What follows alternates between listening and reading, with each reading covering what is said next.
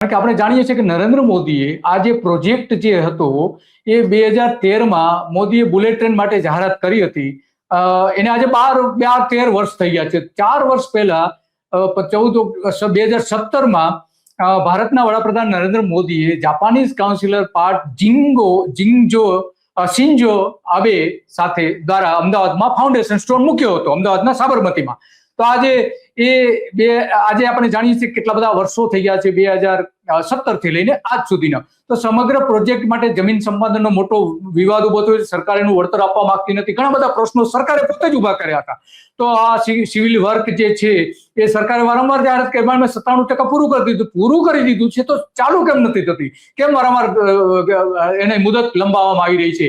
અને આ બધા ઘણા બધા પ્રશ્નો હતા. એ પેલા આપણે નરેન્દ્ર મોદીને આપણે સાંભળીએ કે નરેન્દ્ર મોદીએ પ્રોજેક્ટ માટે શું કહ્યું હતું.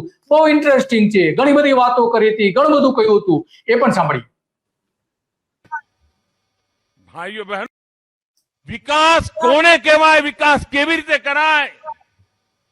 ભાઈઓ બહેનો, એ અમે કરીને બતાવ્યું છે. અમારા કેટલાક લોકોને બુલેટ ટ્રેન માટે વાંધો, બોલો, પણ જેને વાંધો હોય બળદગાડામાં ફરજો ને ભાઈ, અમે ક્યાં ના પાડી છે? વાંધો હોય બળદગાડામાં ફરજો. તમે તમારા ગજા પ્રમાણે કામ કરો, અમે અમારા ગજા પ્રમાણે કામ કરીએ.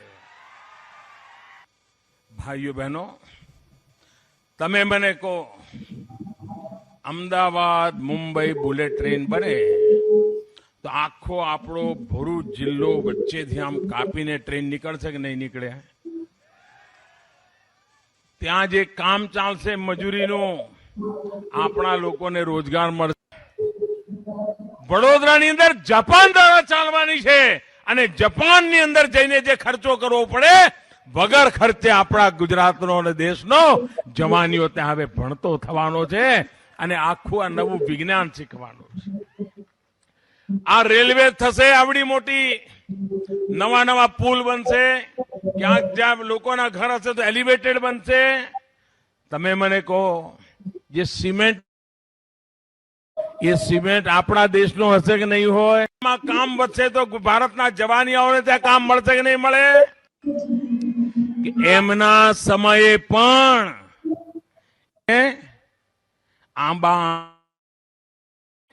બુલેટ ટ્રેનનો ત્યાં દિલ્હીથી જાહેરાત કરી હતી, પણ જાપાન સાથે તમારી વાત, જાપાનથી 1 લાખ કરોડ રૂપિયા લાવવાનો વાયદો લઈ આવ્યા અને કામ ચાલુ કરી દીધો. 1 લાખ કરોડ રૂપિયાનું મૂડીરોકાણ થાય એનો અર્થ કે આપણું જે દહેજમાં પીસીપીઆર બન્યું છે ને એના કરતા લગભગ 4 ગણું મૂડીરોકાણ થાય. તમે વિચાર કરો, આ એક દહેજ પીસીપીઆરમાં આટલા લોકોને રોજગાર મળે છે, અહીંયા કેટલા બધા લોકોને રોજગાર મળશે એનો તમે અંદાજ કરી શકો છો. તો કેટલા લોકોને રોજગાર મળશે એનો અંદાજ મૂકી શકો છો. આપણા માનનીય વડાપ્રધાન ભરૂચમાં જે એક ચૂંટણી સભા હતી એમાં કહી રહ્યા હતા. તો આમાં મૂળ સવાલ એ છે કે આમાં જે કુલ અત્યાર સુધીના જે એમાં ખરેખર કામ થવું જોઈએ તો એ કામ થયું નથી. રાજ્ય સરકાર જમીન સંપાદનમાં સદંતર નિષ્ફળ રહી હતી અને ભારતમાં સૌ પ્રથમ બુલેટ ટ્રેનને 2023ના અંત સુધીમાં અમદાવાદથી મુંબઈમાં દોડાવવાની યોજના હતી. 2023માં આજે ચાલુ થઈ જવું જોઈએ, એને બદલે 1 લાખ કરોડની બુલેટ ટ્રેન 2 લાખ કરોડ સુધી પહોંચી ગઈ છે. 2 લાખ કરોડ સુધી. અને અનેક અખબારોમાં પણ એના અહેવાલો આવ્યા છે, આપણે આ જોઈ શકીએ છીએ. તો સવાલ એ છે કે 2 ગણું ખર્ચ થઈ ગયું છે અને અલગ અલગ ગુજરાત અને મહારાષ્ટ્રમાં થઈને લગભગ 1025 હેક્ટર ખાનગી જમીન સંપાદન કરવામાં આવી છે અને એમાંથી 5535 કરોડ રૂપિયા માત્ર આટલા જ ચૂકવાયા છે. માત્ર 5000 ખેડૂતોને જ માત્ર એટલા ચૂકવાયા છે. તો આ બધી બાબતો જે છે એ ખરેખર બહુ ગંભીર બાબત હતી. શરૂઆતમાં તો જમીન સંપાદનના વિવાદો, પૈસા ન આપવાના કારણે ખેડૂતોએ વિરોધ કર્યો હતો કે ભાઈ અમારી જમીન તમે લઈ રહ્યા છો તો જમીનનું પૂરતું વળતર તો આપો.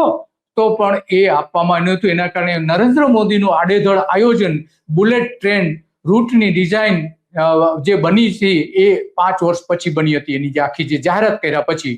તો આ બધી જ બાબતો આપણા માટે અત્યંત ગંભીર બાબત બની જાય છે.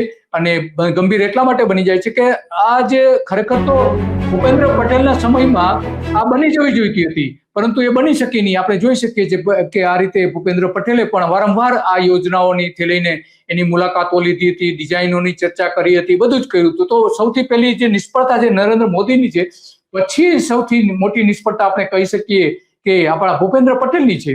એમના સમયમાં થઈ જવી જોઈતી હતી, 2023માં શરૂ થઈ જવી હતી, પરંતુ થઈ નથી. જાપાને એની લોન આપી છે.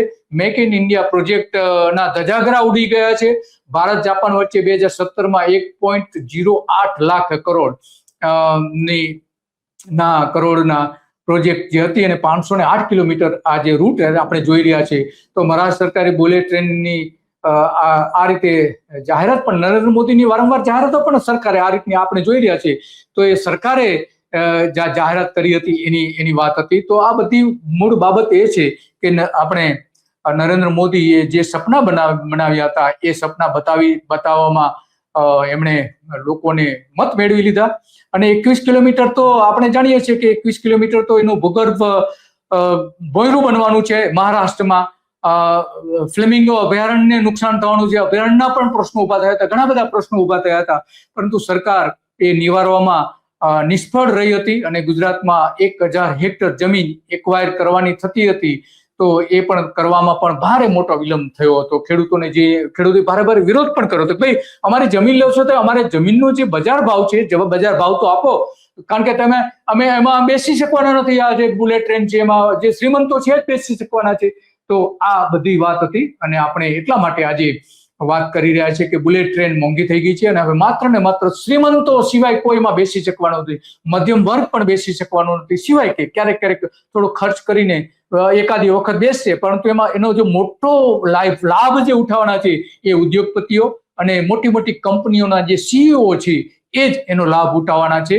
બાકી તો આપણે જાણીએ છીએ કે 20 વર્ષની જે લોન આપી છે એ લોન કઈ રીતે ભરપાઈ કરવી એ પણ આપણે બહુ મોટો પ્રશ્ન બની જશે. કારણ કે Japan international cooperation agency JICA તરીકે ઓળખાય છે, એની 20 વર્ષ માટે એક લોન આપી હતી અને એમાં જે ડોલરના ભાવ ઊંચા નીચા થયા છે એના કારણે પણ મોંઘી થઈ ગઈ છે. એટલા માટે આ આખી બાબત છે અને આ બધું જ બાબતો આપણા માટે બહુ મહત્વની બની જાય છે. તો આજે આટલું જ, અને આવી જ બાબતો ઉપર આપણે ચર્ચા કરતા રહીશું.